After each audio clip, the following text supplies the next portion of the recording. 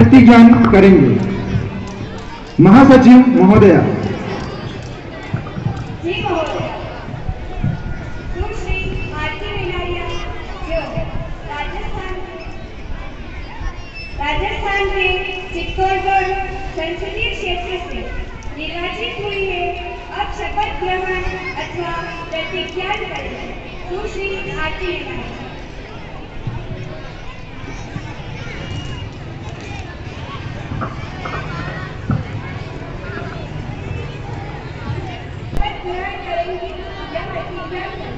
महोदया, मैं जय श्री राम। इस भाषा में शपथ लेना चाहिए। हिंदी में महोदया।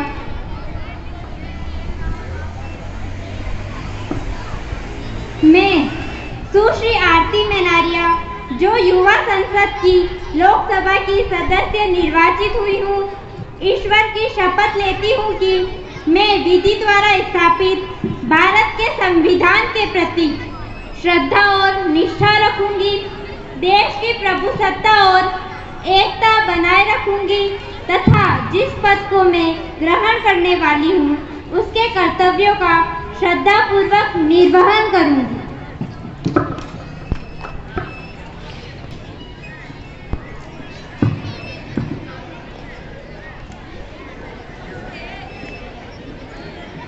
जय श्री राम। अध्यक्ष महोदय जी, मैं आपके माध्यम से मंत्रिमंडल के नए सदस्य का सदस्य परिचय कराना चाहूँगा। श्री गौतम मेनारिया, स्वास्थ्य मंत्री। सुश्री प्रिया मेनारिया, विदेश मंत्री। श्री अंकित मेनारिया, शिक्षा मंत्री। सुश्री कृष्णा साली, रेल मंत्री। श्री नेहा।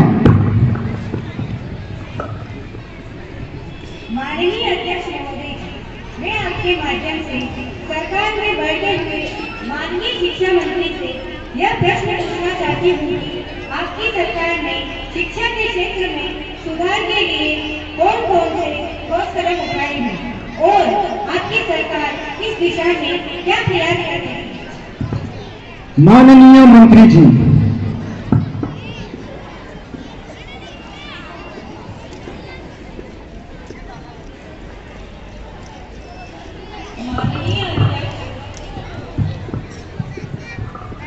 माननीय अध्यक्ष महोदय जी, मैं आपके माध्यम से पूरे सदन को अवगत कराना चाहती हूँ कि हमारी सरकार ने शिक्षा के क्षेत्र में कई ठोस कदम उठाए हैं, जैसे कि नई राष्ट्रीय शिक्षा नीति को लागू किया गया है, जिससे शैक्षणिक प्रणाली को अधिक समावेशी और रोजगारोन्मुख बनाया गया है। माननीय अध्यक्ष महोदय जी, इसके अलावा हमारी सरकार ने सरकारी स्कूलों में बुनियादी ढांचों में सुधार किया है और डिजिटल शिक्षा के लिए पहल की गई है। माननीय अध्यक्ष महोदय जी, हम शिक्षा के बजट में भी वृद्धि कर रहे हैं ताकि सभी नागरिकों तक गुणवत्तापूर्ण शिक्षा पहुंच सके। प्रश्न संख्या 2, सुश्री महिमा। माननीय अध्यक्ष महोदय जी, मैं आपके माध्यम से सरकार में बैठे हुए माननीय मंत्री जी से प्रश्न पूछना चाहती हूँ कि आपकी सरकार शिक्षा में असमानता को खत्म करने के लिए क्या उपाय कर रही है और भविष्य में आपकी सरकार ने इसके लिए क्या योजनाएं बनाई हैं? माननीय मंत्री जी। माननीय अध्यक्ष महोदय जी, मैं आपके माध्यम से सम्मानीय सदस्य को बताना चाहती हूँ कि हमारी सरकार ने शिक्षा के क्षेत्र में असमानता को दूर करने के लिए कई योजनाएं बनाई हैं। समग्र शिक्षा योजना और राष्ट्रीय शिक्षा मिशन जैसे कार्यक्रमों के माध्यम से हम ग्रामीणों और आदिवासी इलाकों में शिक्षा की गुणवत्ता बढ़ाने पर ध्यान केंद्रित कर रहे हैं। माननीय अध्यक्ष महोदय जी, इसके साथ ही हमारी सरकार डिजिटल शिक्षा के अवसरों को बढ़ा रही है ताकि सभी क्षेत्रों में शिक्षा का समान वितरण हो सके। प्रश्न संख्या 3 सुश्री शानू। माननीय अध्यक्ष महोदय जी, मैं आपके माध्यम से सत्ता पक्ष में बैठे हुए माननीय मंत्री जी से यह प्रश्न पूछना चाहती हूँ कि क्या आप मानते हैं कि भारतीय शिक्षा प्रणाली में छात्रों को केवल नौकरी पाने के लिए शिक्षा दी जाती है और क्या इस पर ध्यान देने की आवश्यकता नहीं है? आपकी सरकार इस दिशा में और क्या कोई ठोस कदम उठा रही है? माननीय मंत्री जी। माननीय अध्यक्ष महोदय जी, मैं आपके सम्मानीय सदस्य को यह बताना चाहती हूँ, हमारी सरकार यह मानती है शिक्षा केवल रोजगार के लिए नहीं होनी चाहिए बल्कि यह छात्रों के विभिन्न पहलुओं के लिए तैयार करना चाहिए।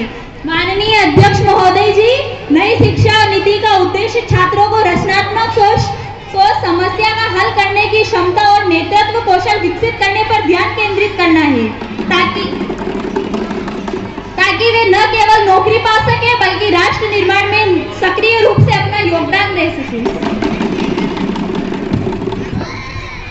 प्रश्न संख्या 4 सुश्री आंचल।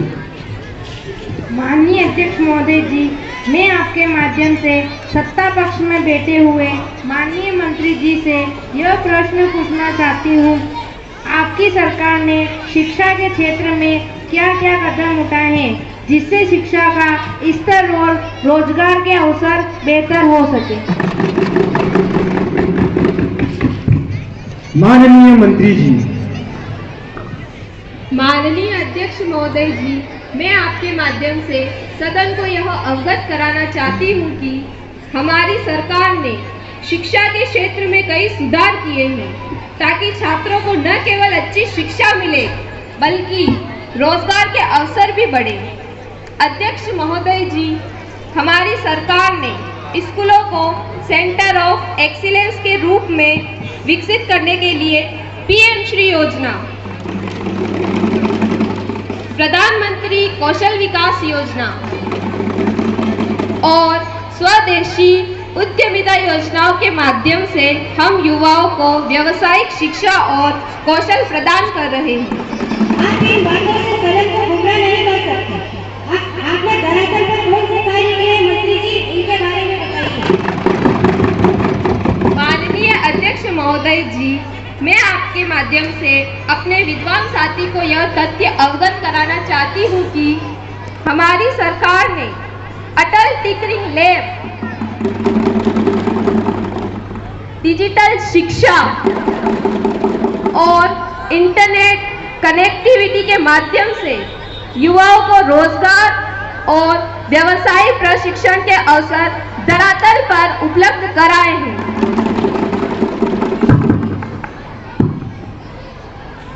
प्रश्न संख्या 5 सुश्री आरती।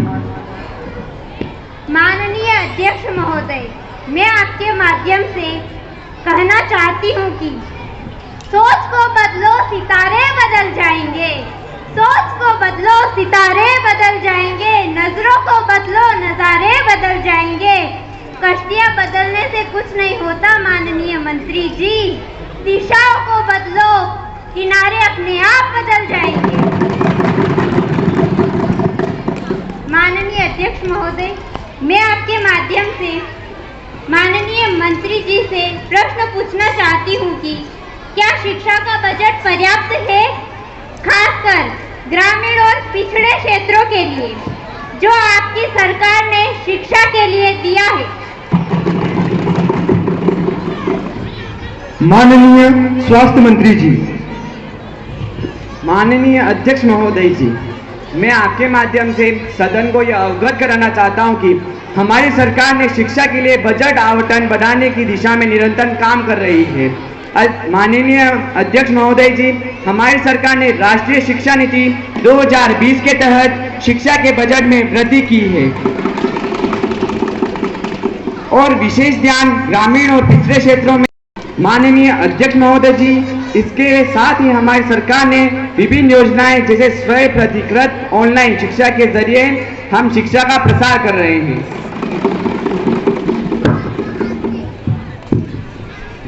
प्रश्न संख्या 6 श्री कृष्णपाल। माननीय अध्यक्ष महोदय जी, मेरा आपके माध्यम से सरकार में बैठे मंत्री महोदय से प्रश्न है कि हमारी पूर्ववर्ती सरकार द्वारा राजस्थान में शिक्षा स्तर में सुधार हेतु व अंग्रेजी शिक्षा व भाषा को बढ़ावा देने के लिए लगभग 4000 महात्मा गांधी अंग्रेजी माध्यम के विद्यालय खोले थे, किंतु आपकी वर्तमान सरकार ने इन विद्यालयों को राजनीतिक द्वेष भावना के कारण बंद करने का लगातार प्रयास किया जा रहा है। क्या आपकी सरकार नहीं चाहती कि गरीबों के बच्चे उच्च गुणवत्तापूर्ण अंग्रेजी भाषा व शिक्षा में प्रवीण हो? माननीय मंत्री जी, माननीय अध्यक्ष महोदय जी, मैं आपके माध्यम से कहना चाहता हूँ, तू इधर उधर की बात न कर, ये बता काफिले क्यों लूटे, तेरी तहबरी का सवाल है, हमें राजन से गरज नहीं।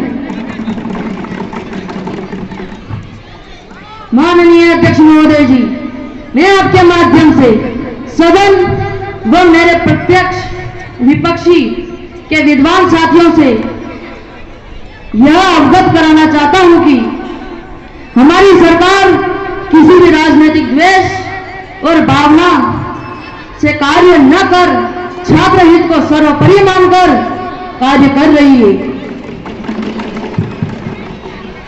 माननीय अध्यक्ष महोदय जी, पूर्ववर्ती सरकार ने चुनावी वर्ष को देखते हुए मतदाताओं को लुभाने के लिए आनंद फानन में हिंदी माध्यम विद्यालयों को अंग्रेजी माध्यम विद्यालयों में परिवर्तित कर दिया। मैं यह दावा करता हूं कि पूर्ववर्ती सरकार ने एक भी नया विद्यालय स्थापित नहीं किया। अध्यक्ष महोदय जी, मैं सदन को यह विश्वास दिलाना चाहता हूं कि हमारी सरकार अंग्रेजी माध्यम विद्यालयों को, अंग्रेजी माध्यम शिक्षा को बढ़ावा देगी। हम समीक्षा चल रही, बढ़ावा देने के लिए प्रतिबद्ध है। समीक्षा चल रही है और जहां आवश्यक हुआ हम उन विद्यालयों को यथावत रखेंगे। मंत्री जी, बातों को गोल गोल न घुमाएं। आप सदन को ऐसे गुमराह नहीं कर सकते। आपकी सरकार बने लगभग 15 माह से ज्यादा समय हो चुका है। क्या अभी तक आपकी समीक्षा नहीं चल रही है? या मामला शुरू हो रही है? या सत्र की अब समाप्त होने आया है तथा अंग्रेजी माध्यम विद्यालय के छात्र अभी भी शिक्षकों के लिए तरस रहे हैं? इन विद्यार्थियों के साथ यह अन्याय क्यों? क्या उनका भविष्य आपको अंधेरे में नहीं दिखता? आपकी सरकार गरीब वर्ग के बच्चों, छात्रों के भविष्य के साथ खिलवाड़ नहीं कर सकती। यह तानाशाही नहीं चलेगी।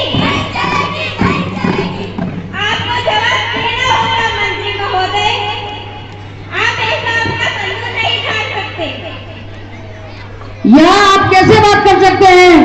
आप अपनी सरकार को विफलताओं, आप अपनी सरकार की विफलताओं को हम पर नहीं थोप सकते। मैं जवाब दूंगा। हम जल्दी ही अंग्रेजी माध्यम विद्यालयों के लिए एक नया फॉर्मूला लाने वाले हैं। हम इन विद्यालयों का एक अलग टेंडर बनाने पर विचार कर रहे हैं और भविष्य में स्थायी भर्तियां भी करेंगे। महोदय जी, हमारा संकल्प है कि हम पूर्ववर्ती सरकार की किसी भी जनहित योजनाओं को समाप्त नहीं करेंगे, बल्कि उसे अधिक बेहतर बनाकर अपने नागरिकों को देंगे। नहीं चलेगी, नहीं चलेगी, नहीं चलेगी, नहीं चलेगी। आगे बढ़ो, आगे बढ़ो, आगे बढ़ो, आगे बढ़ो। नहीं चलेगी, नहीं चलेगी। आगे बढ़ो, आगे बढ़ो। आप अपना आसन ग्रहण, आगे बढ़ो, आगे बढ़ो। कृपया कर आप अपना आसन ग्रहण आगे बढ़ो।